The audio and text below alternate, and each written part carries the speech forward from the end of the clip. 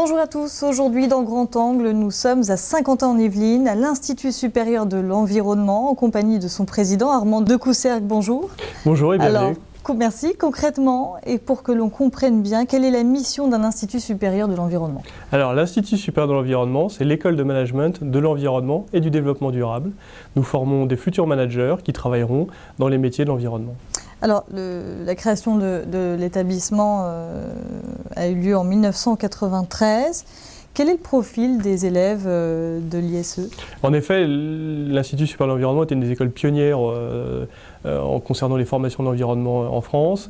Et depuis l'origine, on accueille des étudiants d'un profil quand même plutôt scientifique, c'est-à-dire des bacs issus des bacs de série plutôt scientifique, mais pas que, puisque en fait nos enseignements étant pluridisciplinaires, et notamment en admission parallèle, en 3e, 4e ou 5e année, on a la capacité d'intégrer des étudiants de différents profils. Alors justement, quel est le processus d'admission de l'école? Est-ce qu'il y a un concours? Alors c'est une procédure d'admission qui est sur dossier, avec des épreuves de sélection et des entretiens de motivation. Nous, ce que l'on cherche avant tout, c'est s'assurer de la motivation et du projet professionnel de l'étudiant dans ce domaine de l'environnement. On choisit une école d'environnement c'est un vrai choix en fait. Et donc, on veut juste s'assurer du fait qu'il y ait une véritable motivation, et c'est ce qu'on cherche avant tout chez un étudiant. Et alors, quel est le coût d'une année d'apprentissage? Alors, les frais de scolarité varient d'une année à l'autre ou d'une formation à l'autre, mais la fourchette va de 3 500 € à 7 500 € par an. Si on suit le cursus en 5 ans, c'est grosso modo 5 à 6 000 € par an, et ce sont des frais de scolarité qui sont assez normales pour une école privée, et à côté de cela, il y a beaucoup de moyens de financement, notamment à travers des stages qu'on fait faire à nos étudiants tous les ans, mais aussi on a de très bonnes relations avec des partenaires financiers qui proposent des prêts étudiants. Alors depuis 1993, près de 800 élèves ont été diplômés, si je ne me trompe pas. À quelles activités sont destinés vos élèves? On forme nos étudiants à, si je peux résumer, 4 grandes familles de métiers. Tout d'abord, il y a tous les managers qui vont s'occuper des enjeux environnementaux des entreprises, quel que soit le secteur, quelle que soit leur taille, que ce soit de la TPE, la multinationale. Et au niveau des secteurs, ça peut être dans l'automobile, le BTP, l'industrie, les services. Et là, le sujet, c'est que ces entreprises-là ont, par choix ou par contrainte, de plus en plus de besoins en termes d'équipe, de gens qui vont gérer leurs sujets environnementaux. Et donc pour ça, nous formons des managers dans ces métiers-là. Donc ils seront responsables hygiène, qualité, sécurité, environnement, responsables environnement, responsables du développement durable. Donc c'est des métiers qui sont très concrets et qui sont en plein essor. Des métiers nouveaux? Des métiers nouveaux pour ces entreprises-là qui effectivement sont confrontées depuis peu, moins d'une quinzaine d'années, à ces nouvelles problématiques. La deuxième grande famille de métiers à laquelle nous formons nos étudiants, c'est le secteur des éco-industries. Donc là, ça peut être le traitement de l'eau, la gestion des déchets, les énergies renouvelables. Tout ce secteur où, en fait, qui sont liés au métier de l'environnement, qui ont besoin là, de chefs de projet ou de cadres, de responsables de chargés d'affaires, de cadres, de responsables d'équipe. Et là aussi, on forme à ces métiers-là. La troisième famille de métiers, c'est aussi un métier qui est assez nouveau, c'est autour des métiers du conseil.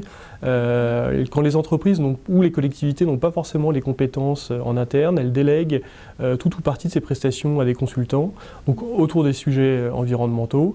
Et là, beaucoup de nos anciens sont donc consultants en environnement, et ça aussi, c'est une activité en plein essor. Alors, vous n'êtes pas une école d'ingénieurs, ni une école de management. Comment vous définir? On se définit comme une école de management, mais on a une spécificité pédagogique qui est assez forte en effet, et vous avez raison de le souligner, puisqu'en fait nos enseignements sont pluridisciplinaires. Nous ne sommes pas une école d'ingénieurs, mais la moitié de nos enseignements tournent autour de l'ingénierie.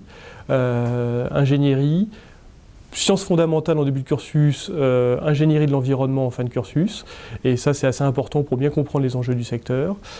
Le deuxième pilier pédagogique de nos enseignements, c'est le droit, puisque en fait, droit de l'environnement, puisqu'en fait, le secteur de l'environnement est extrêmement réglementé, et pour assurer la bonne employabilité de nos étudiants, avoir un bagage réglementaire et juridique est très très important. Et puis enfin, le troisième pilier pédagogique, il y a une part importante d'enseignement lié au management, soit management classique, puisqu'on prépare de futurs cadres, soit management spécialisé autour des sujets environnementaux. Alors vous proposez, c'est ce que vous mettez d'ailleurs en avant, des projets professionnels dans le cadre des enseignements. Quel est le principe? Oui. Ce ne sont pas des stages? Non, alors effectivement, en fait, nous sommes une école métier spécialisée dans les métiers de l'environnement, donc notre objectif est vraiment de garantir, et on en reparlera, j'imagine, la meilleure insertion possible de nos jeunes. Et pour ce faire, en fait, soit, et c'est ce qu'on fait, on leur demande de faire des stages tous les ans en entreprise, et ça c'est très important, ça leur assure une expérience avant d'arriver sur le marché du travail, puisque sur un cursus de 5 ans, ils feront 2 ans de stage. Mais à côté de cela, effectivement, on propose des projets tutorés qui sont là dans le cadre des enseignements et qui durent la durée de l'année scolaire. Et là, donc au sein de l'établissement? Au sein de l'établissement, et ils sont de différentes formes. Soit souvent, une entreprise nous confie une problématique qu'elle a à gérer et elle confie cette problématique à un groupe d'étudiants. Actuellement, on a un groupe d'étudiants qui travaille pour une compagnie d'assurance sur de la veille juridique environnementale. Donc ce ne sont pas des projets fictifs? Non, ce n'est pas des projets réel. fictifs, et sous la responsabilité d'un enseignant et d'un consultant, ce qui est livré au client doit avoir la qualité d'un travail professionnel. Donc en fait, en groupe, comme ça, ils se forment de façon extrêmement factuelle et pertinente et concrète, et c'est un plus sur leur CV. Donc un exemple par... Et alors, donc là, quand des entreprises nous demandent de répondre à certaines de leurs problématiques, ça peut être là dans le cadre de cette compagnie d'assurance, mais on a aussi d'autres types de projets qui, eux, se transforment ou ont après un suivi un peu différent. Moi, dans un monde idéal, j'aimerais beaucoup que certains de ces projets, ça devienne de la création d'entreprises, et c'est ce qu'on leur demande en dernière année du cursus, de faire un projet autour de la création de start-up. Mais là aussi, on a un projet qui a dépassé le simple cadre du projet, qui est devenu une association, c'est le cas du Global Water Project, un projet pour lequel on a été sollicité par la COP21, on a présenté au Bourget ce projet-là au mois de décembre dernier, et là, ce projet-là, nos étudiants réalisaient une machine, une unité portable de potabilisation de l'eau, alimentée par un panneau solaire, donc ça peut paraître un peu technique. C'est-à-dire?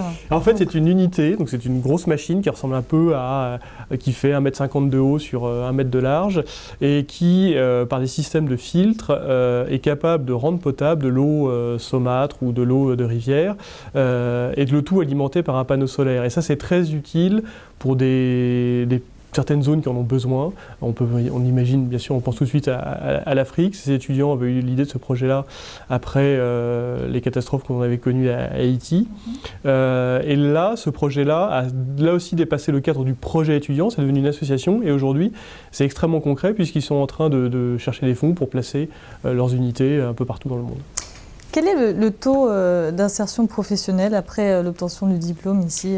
Alors, nous, notre insertion professionnelle ici à l'ISE, on la mesure factuellement tous les ans, parce que c'est très très important. On regarde les différentes promotions, et en fait, on constate que dans les 6 mois après la sortie de l'école, et 6 mois c'est un temps qui est assez court, plus de 80% de nos promotions sont placées, ont un emploi, pour un salaire moyen d'embauche autour de 32-33 000 euros, ce qui est un bon taux. Et donc ça, c'est la conséquence de nos enseignements, mais aussi du fait qu'ils arrivent sur le marché de l'emploi avec déjà, après avoir réalisé beaucoup de stages, puisque je vous le dis, comme je vous l'ai dit, sur 5 ans d'études, ils auront à peu près passé 2 ans en entreprise. C'est ce qui explique cette bonne insertion. Vous diriez que le secteur de l'environnement est porteur d'avenir? C'est une filière... Oui, à différents égards. Et là, ça revient au métier que j'ai exposé, au métier auquel nous formons. D'une part, et je le redis, les entreprises de tous les secteurs maintenant sont confrontés de plus en plus aux enjeux environnementaux et de développement durable, par choix, par contrainte, mais ça c'est extrêmement prégnant, et ce qui fait qu'il y a besoin de constituer des équipes, et ça c'est assez récent, donc ça c'est porteur. Et puis une fois de plus aussi les éco-industries, le traitement de l'eau, les énergies renouvelables, c'est aussi un secteur qui est porteur. On a en plus la chance en France d'avoir des entreprises qui sont des leaders mondiaux dans ce domaine, on pense évidemment tout de suite à par exemple Veolia ou Suez, et donc aussi ce secteur-là en France bénéficie de la globalisation. Comment est-ce que vos élèves envisagent leur avenir professionnel? Qu'est-ce qu'ils vous disent? Alors en fait, nous on les accompagne, et ça c'est une des forces de notre école, c'est qu'on est une école à taille humaine, ce qui fait qu'on a un accompagnement individualisé de nos étudiants, et c'est sûr que leurs projets évoluent tout au long de leur carrière. Quand ils arrivent à l'école, et c'est bien normal, et comme je viens de le faire là, on a besoin de leur présenter les métiers de façon assez concrète. Ils n'ont pas forcément en tête de façon très précise les métiers auxquels on va préparer. Ils ont déjà cette vocation, et ça je le disais, c'est important, c'est ce qu'on veut déceler à l'admission. Ils ont cette vocation de travailler dans l'environnement, mais ils ne savent pas vraiment comment faire. Et souvent, leur vision de l'environnement, c'est une vision qui est assez naturaliste. Ils veulent travailler dans les parcs naturels ou travailler, pourquoi pas aussi, dans les secteurs animaliers. Et ce qui est assez normal, puisque finalement, c'est ce à quoi ils sont confrontés au niveau de l'adolescence. Nous, on les professionnalise et en fait, on leur explique que l'environnement, c'est aussi un métier d'avenir, avec des débouchés professionnalisants très, très clairs, très précis, comme j'ai essayé de les présenter. Et donc, on les accompagne dans ce projet-là pour leur expliquer qu'ils vont devenir des managers à responsabilité dans les entreprises. Et c'est comme ça, c'est avec cette idée-là qu'ils sortent de l'école. Alors justement, on va reparler de l'école. Armand de Coussergues, mais avant cela, vous avez repris l'Institut en juillet dernier. Exactement. Quel est votre parcours? Qu'est-ce qui vous a intéressé dans la reprise d'un institut lié à l'environnement? En fait, moi je travaillais dans un secteur différent. Je travaillais dans les services financiers précédemment, mais j'avais toujours eu cette fibre. J'avais déjà eu la chance d'être enseignant il y a quelques années et j'ai toujours eu cette fibre de l'enseignement de l'éducation. Je suis aussi fils d'universitaire, ma mère était universitaire. Et donc ce secteur-là m'a toujours intéressé, tout comme m'a toujours intéressé le secteur de l'environnement et du développement durable. Et donc quand j'ai voulu réorienter ma carrière sur un projet entrepreneurial, j'ai eu la chance de rencontrer la fondatrice de cette école qui, elle, souhaitait prendre sa retraite. Et c'est dans ce cadre-là qu'elle m'a transmise l'école qu'elle a fondée avec succès en 1993. Qu'est-ce qui a changé justement depuis 1993 en termes d'enseignement, en termes de projection?